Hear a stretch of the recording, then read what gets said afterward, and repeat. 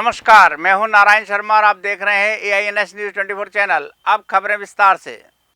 Akhil Bharatiya Congress committee द्वारा 18 दिसंबर को शुरू किए गए क्राउड फंडिंग अभियान में एक नया अध्याय और जुड़ गया, जिसका नाम रखा गया है डोनेट फॉर न्याय। आज इस अभियान की शुरुआत की गई। इसमें डोनेट की जाने वाली राशि का उपयोग राहुल गांधी द्वारा चलाई जा रही भारत जोड़ो न्याय यात्रा में किया जाएगा। पार्टी के कोषाध्यक्ष अजय माकन ने जानकारी दी कि इस अभियान के प्रारंभ होने के 2 घंटे के भीतर ही 2 करोड़ रुपए डोनेट किए गए। अब तक क्राउड फंडिंग और डोनेट फॉर न्याय में लगभग 20 करोड़ रुपए जमा किए जा चुके हैं। पिछले 2 घंटे के अंदर यहाँ पर हम लोगों ने जो क्राउड फंडिंग अभियान में इन डिपार्टमेंट्स और नजदीक के राज्यों ने हिस्सा लिया, पिछले 2 घंटे में 2 करोड़ रुपया हम लोगों ने जनरेट किया है पिछले 2 घंटे के अंदर।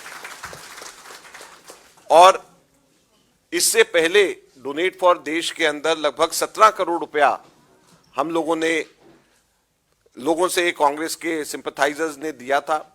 और ये 2 करोड़ रुपए और होकर के हम ये उम्मीद करते हैं कि आज 20 करोड़ के करीब हम लोग आज फिगर क्रॉस कर लेंगे और भारत जोड़ो न्याय यात्रा में, राहुल गांधी जी की इस यात्रा में, इस यज्ञ के अंदर न्याय योद्धा बन करके इसके अंदर आहुति देने के लिए हमारे साथी जो नजदीक के राज्यों से और इन डिपार्टमेंट से आए हैं, इनका हम धन्यवाद करते हैं। और आज जितने भी लोगों ने दिया है, इन लोगों ने राहुल जी को 20 रुपए प्रति किलोमीटर से लेकर के 100 रुपए प्रति किलोमीटर तक दिया है, यानी 1,34,000 से लेकर के 6,70,000 रुपए तक के इन साथियों ने यहाँ AICC में आकर के डोनेट किया है, जिसकी वजह से आज 2 करोड़ रुपया हमने 2 घंटे के अंदर हम लोगों ने, हमारे इन साथियों ने हमें दिया है। छत्तीसगढ़ कांग्रेस द्वारा लोकसभा चुनाव में बेहतर प्रदर्शन और 11 सीटों में ज्यादा से ज्यादा सीटें अर्जित करने को लेकर 2 दिनों तक बैठक चली। इस बैठक में विशेष रूप से प्रदेश प्रभारी सचिन पायलट और स्क्रीनिंग कमेटी की अध्यक्षा रजनी पाटिल शामिल रहीं। छत्तीसगढ़ से पूर्व मुख्यमंत्री भूपेश बघेल समेत अन्य नेता भी इस बैठक में शामिल हुए। 2 दिनों तक चली बैठक में निर्णय लिया गया कि चुनाव किस तरह लड़ा जाए।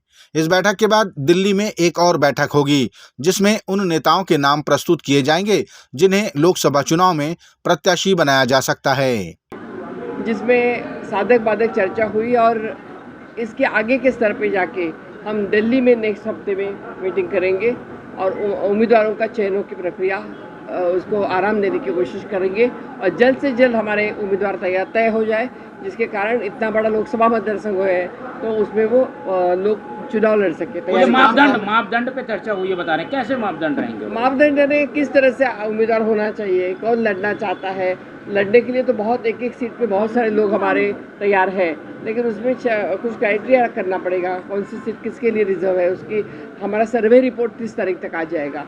सर्वे रिपोर्ट के अनुसार कौन कहाँ पे क्या स्थिति है वो हम सब सोच के। पूर्व मंत्री और मुख्यमंत्री लड़ेंगे क्या चुनाव? आप लोग तय कर रहे हैं कैसा? हम तय कुछ नहीं कर रहे हैं, हमने उनको रिक्वेस्ट किया है कि आपने आना चाहिए, लड़ना चाहिए। मना कर दिया उन्होंने? नहीं, ऐसे कुछ नहीं किया मना। उन्होंने जब संगठन में हमारे जब हाईकमान बोलते हैं तो वो करेंगे। भूपेश बघेल जी का नाम लेकिन 2-3 लोग अलग अलग क्षेत्रों से आए, तो क्या आप लोग? देखिए, ऐसा है कि मुख्यमंत्री रह चुके हैं तो उनको लड़ने के लिए तो आग्रह करेंगे सब लोग। ऐसे 2-4 अगर दबंग लोगों को हमने अंदर उनको नीचे लिया तो हमें लगता है कि चुनाव के लिए रंगत आ जाएगी और हमारे लोग अच्छे से चुनाव लड़ पाएंगे। लेकिन आगे क्या होता है वो हमारे संगठन की मीटिंग में जब होगा तो तय होगा। बिलासपुर में निर्मित हुए रेलवे ओवरब्रिज के कारण बिलासपुर से कटनी की दिशा में चलने वाली गाड़ियां मुंबई हावड़ा मार्ग पर निर्बाध दौड़ सकेंगी। इस प्रगति के लिए प्रदेश के मुख्यमंत्री विष्णुदेव साय ने प्रधानमंत्री और केंद्रीय रेल मंत्री के प्रति आभार व्यक्त किया है। मुख्यमंत्री ने सरपट दौड़ती रेलगाड़ी का वीडियो भी अपने सोशल मीडिया अकाउंट पर अपलोड किया। Chhattisgarh chamber of commerce and industries का 64वां वार्षिक सम्मेलन आयोजित किया गया। इस कार्यक्रम में प्रदेश के मुख्यमंत्री विष्णुदेव साय, उप मुख्यमंत्री अरुण साव, विजय शर्मा और शिक्षा मंत्री ब्रजमोहन अग्रवाल शामिल हुए। चेंबर के अध्यक्ष अमर परवानी ने इस मौके पर वार्षिक प्रतिवेदन का पठन किया। चेंबर की महिला सदस्यों ने आमंत्रित अतिथियों का स्वागत कर उन्हें बधाई दी। मुख्यमंत्री ने कहा कि व्यापार से ही आर्थिक विकास की इबारत लिखी जाती है और सरकार और व्यापार मिलकर एक सशक्त राज्य का निर्माण कर सकते हैं। भारतीय जनता पार्टी और भारतीय जनता पार्टी की सरकार हमेशा व्यापार और उद्योग धंधा के फेवर में रहती है, ये आप सब लोगों को मालूम है। तो आज इतना मोटा समस्या चेंबर ऑफ कॉमर्स के तरफ से, इसमें कई संस्था का अलग अलग है, अभी कुछ का तो आया नहीं होगा, अब देते ही जा रहे हैं। तो मैं समझता हूं कि पिछली 5 साल की सरकार में अगर आप लोगों के हित में काम हुआ हो तो शायद ये समस्याओं का भंडार इतना बड़ा नहीं होता।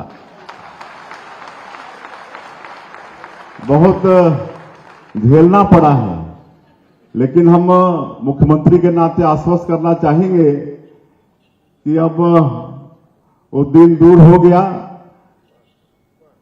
व्यापार और उद्योग धंधा के लिए जितनी भी सुविधाएं सरकार की तरफ से उपलब्ध हो सकती हैं, वो हमारी छत्तीसगढ़ की भारतीय जनता पार्टी की सरकार करने में, और ये जो समस्याएं आप लोगों ने दिया है इसको समझकर और इसका समाधान का पूरा प्रयास करेंगे। छत्तीसगढ़ कांग्रेस के प्रदेश प्रभारी सचिन पायलट ने कहा कि हमारे कार्यकर्ता तैयार हैं और हम भी ऐसे उम्मीदवार देंगे जो बेहतर प्रदर्शन करेंगे और लोकसभा चुनाव में ज्यादा से ज्यादा सीटें हम कांग्रेस को दिलाएंगे। पूर्व मुख्यमंत्री भूपेश बघेल को लोकसभा चुनाव लड़ाने पर सचिन पायलट ने कहा कि उम्मीदवारों के नाम पर अंतिम मुहर अखिल भारतीय कांग्रेस कमेटी द्वारा ही लगाई जाएगी। नेता छोटे बड़े नहीं होते, नेता वो है जो क्षेत्र में उपयोगी हो और पार्टी को जीत दिला सके। आज कांग्रेस पार्टी चाहती है कि इंडिया अलायंस मजबूत रहे और जहां कांग्रेस पार्टी उम्मीदवार उतारेगी वो जिताऊ होगा। उसमें से नौजवान भी होंगे, अनुभवी भी होंगे, सब लोगों को जो जीतने वाला उम्मीदवार होगा उस पर सहमति बनी है कि उसी व्यक्ति को मैदान में उतारा जाए। छत्तीसगढ़ के सरायपाली विधानसभा के भंवरपुर में आयोजित गणतंत्र यात्रा में छत्तीसगढ़ के पूर्व मुख्यमंत्री भूपेश बघेल शामिल हुए। इस गणतंत्र यात्रा में सभी को संकल्प दिलाया गया। गणतंत्र यात्रा को संबोधित करते हुए पूर्व मुख्यमंत्री भूपेश बघेल ने कहा कि आज सभी दबाव में हैं और हमारा संविधान खतरे में है। उन्होंने कहा कि हमें 5 साल का मौका मिला तो हमने खूब मेहनत की, छत्तीसगढ़ को संवारा, लेकिन इस बार हमारी हार हुई। हमने जो भी किया वो किसानों के हित में रहा, इसकी हमें खुशी है।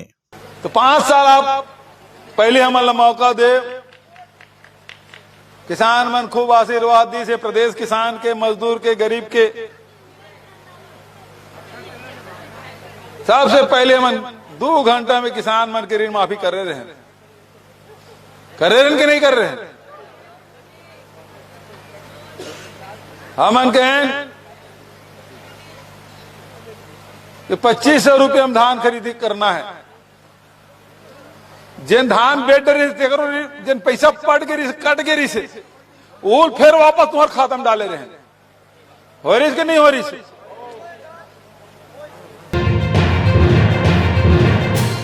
आम आदमी पार्टी की नेता प्रियंका कक्कड़ ने भारतीय जनता पार्टी पर कई आरोप लगाए।